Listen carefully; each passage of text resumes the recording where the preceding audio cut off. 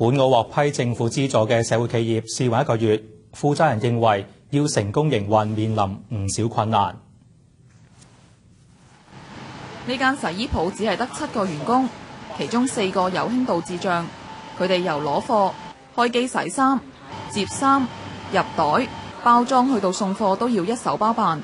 公司開辦嘅目的唔係賺取最大利潤，而係為殘疾人士創造就業機會，提升佢哋嘅工作能力。學到點樣洗衫啊，點樣用嗰個洗衣機咁嘅嘢啦。